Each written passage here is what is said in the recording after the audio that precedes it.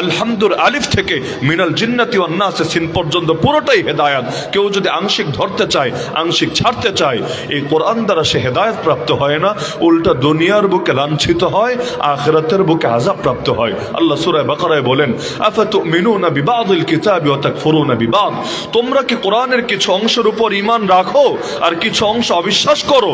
এমন যদি হয়, ফামা জাযাউ মান ইয়াফআলু যালিকা মিনকুম, তোমাদের মধ্যে যারাই এটা করবে, যারাই করবে, সে আওয়ামী লীগের হোক, সে বিএনপির হোক, সে পৃথিবীর যে দলের হোক, সে বাংলাদেশের হোক, সে আমেরিকার হোক, সে সাদা হোক, সে কালো হোক, সে ধনী হোক, সে গরিব হোক, সে শ্বেতাঙ্গ হোক, সে কৃষ্ণাঙ্গ হোক, সে শিক্ষিত হোক, সে অশিক্ষিত হোক, যাই হোক, যদি তার বৈশিষ্ট্য হয় আংশিক, মানে আংশিক অস্বীকার করে, আল্লাহ বলেন তার সাজা একটা না, সাজা হলো দুইটা।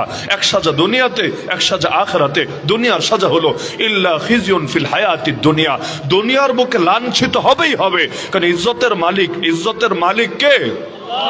নরেন্দ্র মোদীর হাতে ইজ্জত নাই, ট্রাম্পের হাতে ইজ্জত নাই, ন্যাটোর হাতে ইজ্জত নাই, জাতিসংঘের হাতে ইজ্জত নাই, নেতানিয়াহুর হাতে ইজ্জত নাই। ইজ্জতের মালিক যিনি, তাকে নারাজ করে ইজ্জতের আশা করেও কোনো লাভ নাই। তাহলে আল্লাহ বললেন দুনিয়ার বুকেও লাঞ্ছিত হবেই হবে। শুধু তাই না, ওয়াউমাল কিয়ামাতি ইউরাদ্দুনা ইলা আশাদ্দিল আযাব, কিয়ামতের দিন তাদেরকে কঠিনতম আযাবের দিকে ঠেলে দেওয়া হবে। ওমাল্লাহু বিগাফিলিন আম্মা তা'মালুন, আরে বান্দা যাই করো না কেন ভাইবো না, আল্লাহ তোমার কাজের ব্যাপারে গাফেল আছে। আমার আল্লাহ মোটেও উদাসীন নন, যা কিছু তোমরা করো সেটার ব্যাপারে।